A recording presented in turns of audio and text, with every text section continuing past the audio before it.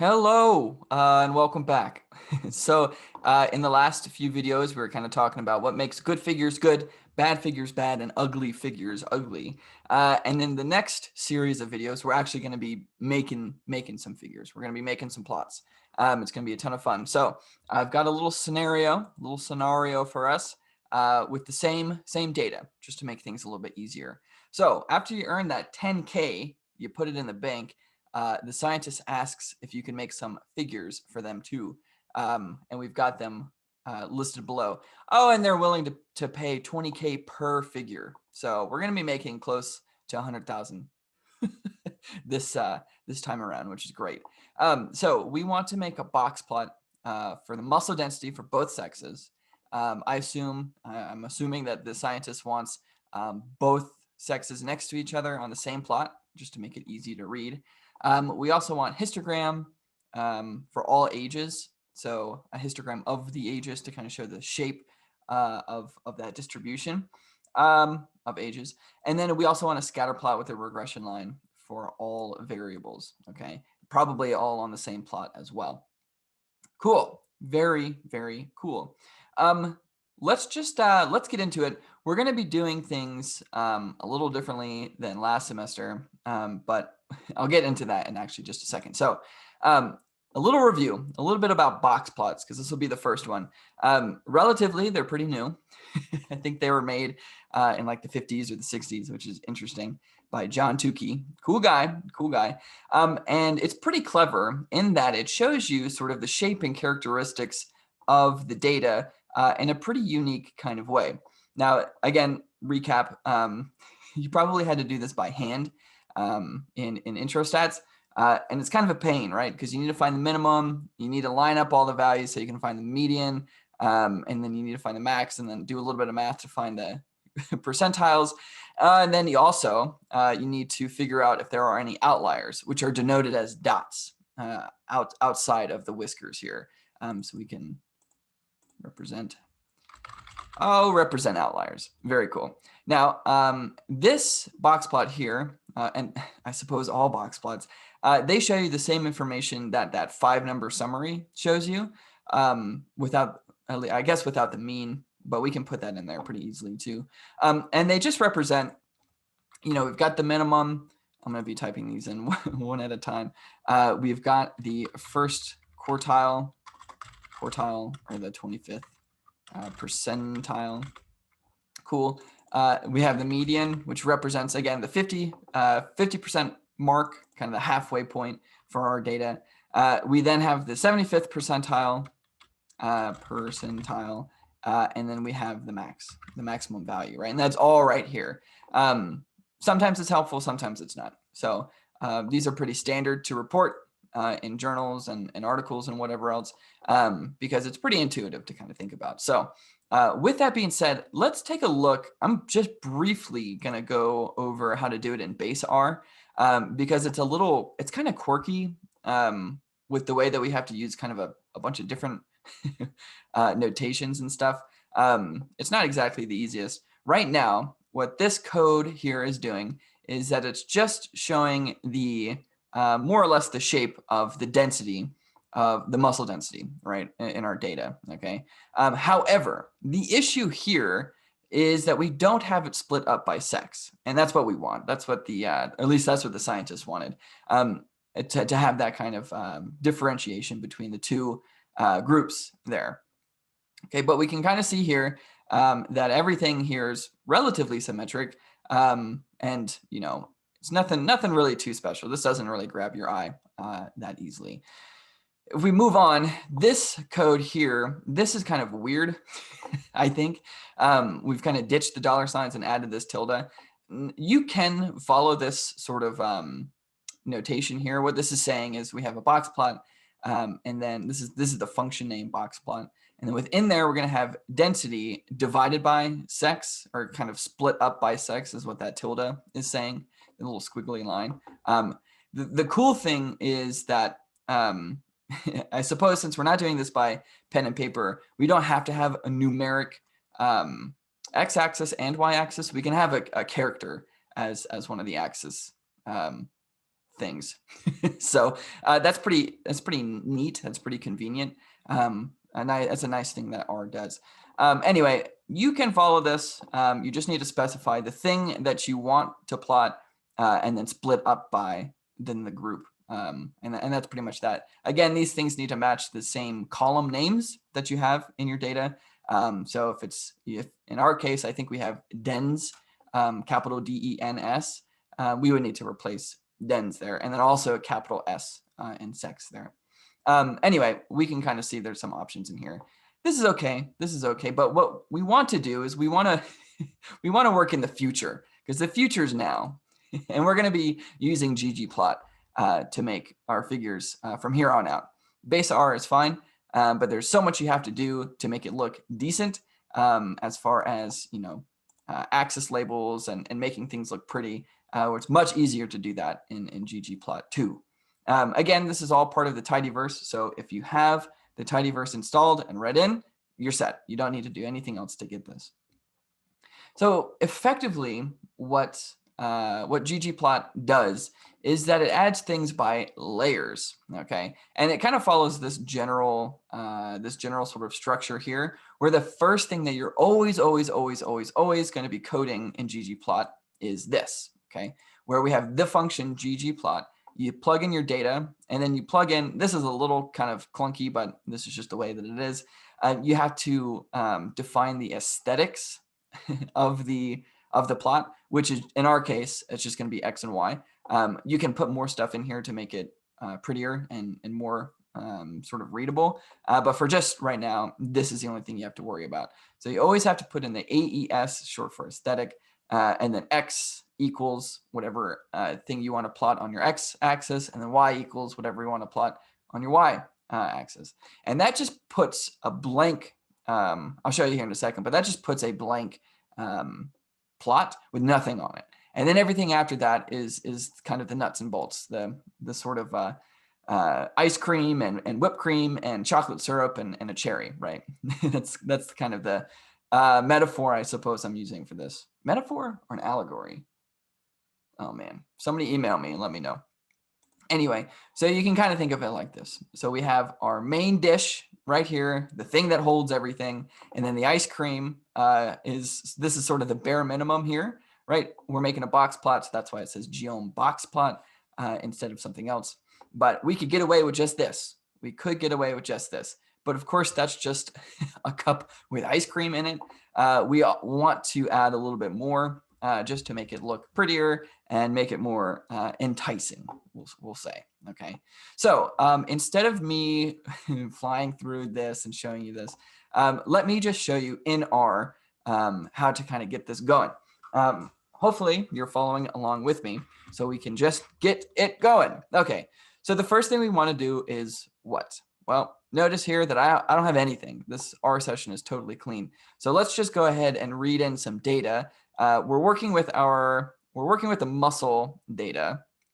So that's fine. We're gonna have to read all of this in. So let me go ahead. I'm gonna pause the video, and magically the stuff will show up. The code will show up on the screen here. So just give me 1 second and I will be right back. Okay, I'm back. Obviously. So here I just read in the data. We're used to seeing that. I've got my working directory already set. We can see that because I've got all the files in there.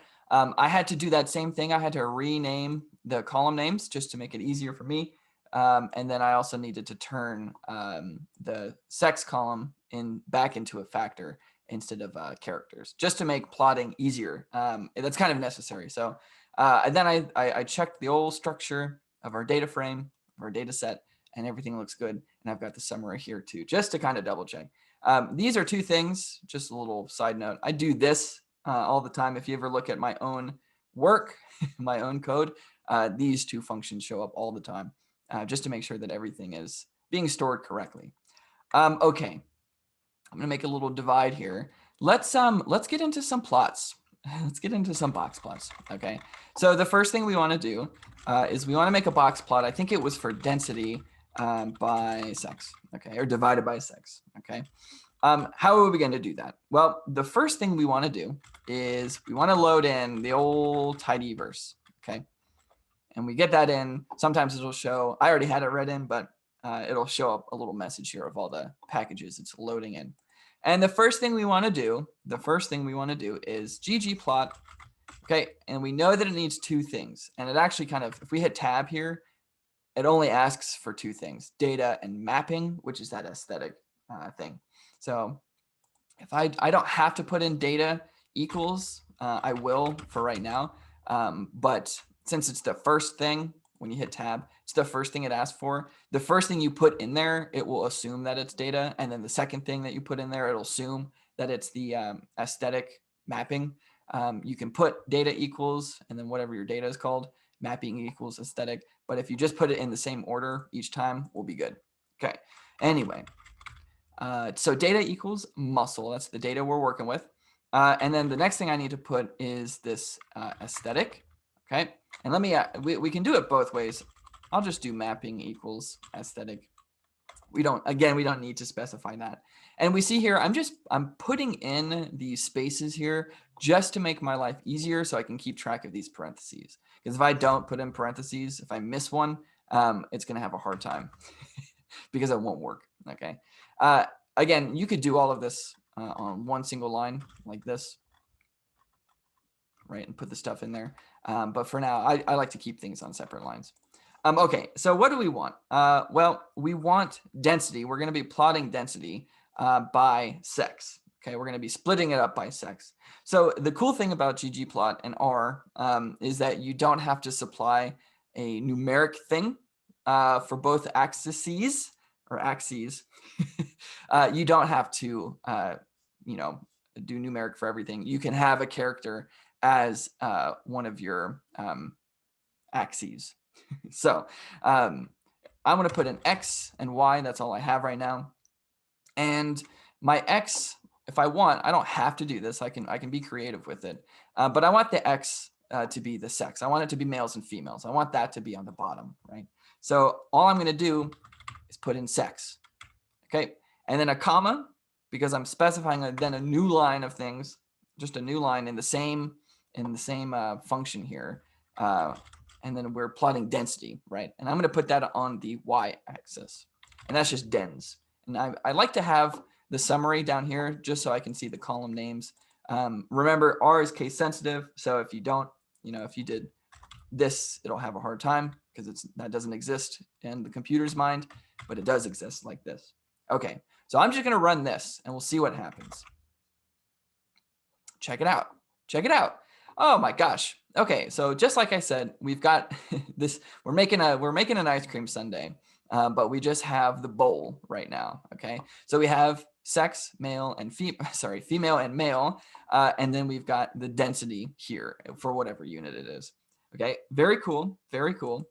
Now the next thing I want to do, and you can take a look at the PowerPoint as well, but I need to specify two things. I need to specify the boxes. And I also need to specify the whiskers. For whatever reason, no. Hold on. All right, let me take the old group chat. Let me turn the old group chat off. Okay, it's my bluegrass band. Oh man, sorry. Okay, so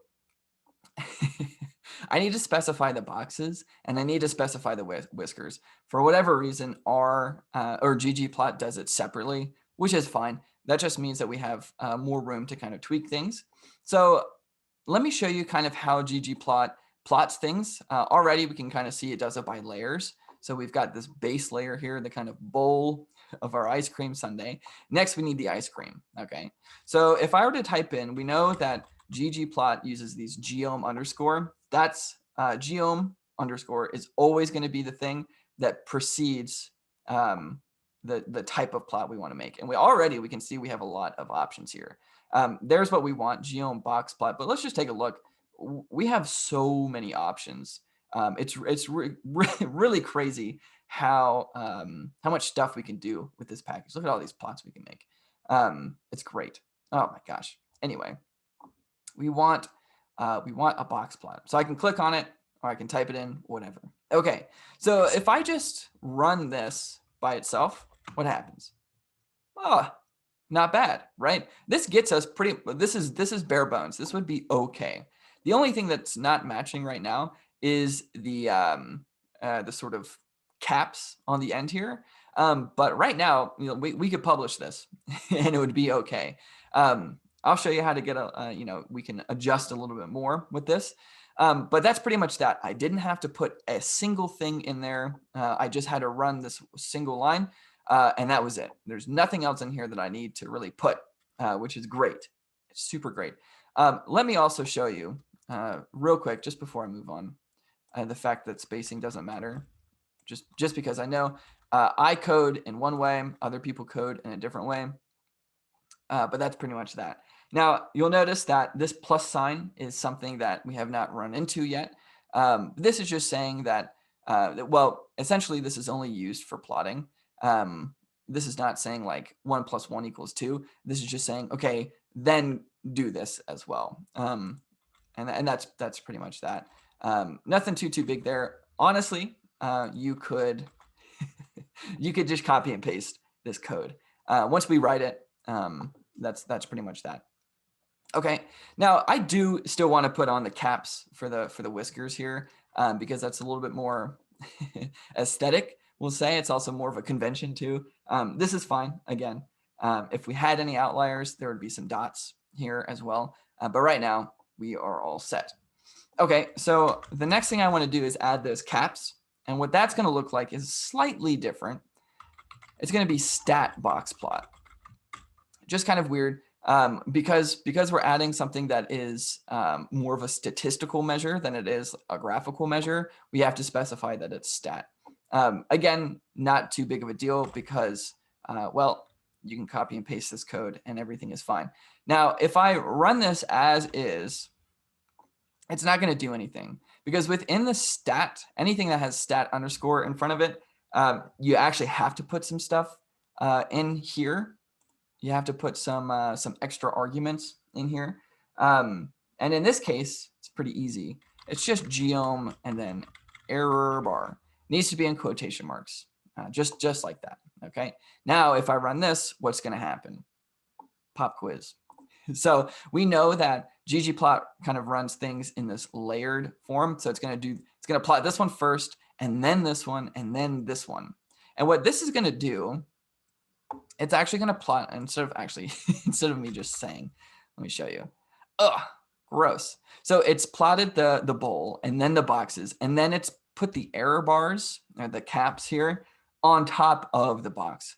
We actually don't want that. We want the box to be on top. We don't want this line going through it because, I don't know, this is a little distracting. It maybe kind of makes you think that these 4 quarters here mean something when in reality they don't. Okay, so how are we going to fix that? We know that ggplot does things in this layered fashion. So really all we need to do,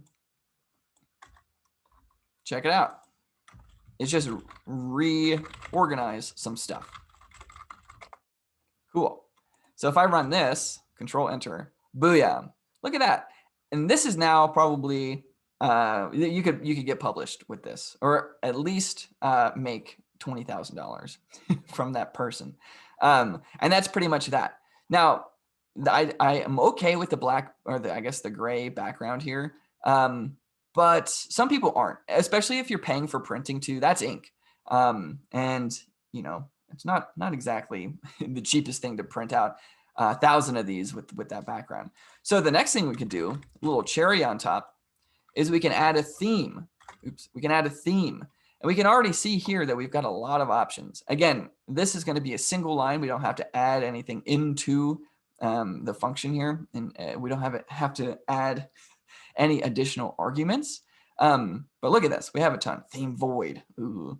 If you're starting like a metal band, that would be not a bad idea for a band name.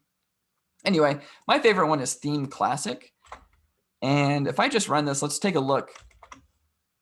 Oh, yeah. Here, let me move this down so you can see all the code too. Cool. Look at that. So it gets rid of the background. It makes things a little bit more kind of basic, a little bit more easier to read. It's not like glaring. That gray background is kind of gone. It's fine. It works out pretty decently. We've got some nice axis lines here that make things look nice and pretty. We can kind of screw around with this if we wanted.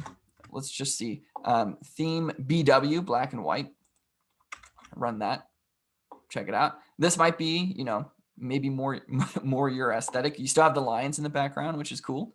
And you have a nice kind of like little framing here now.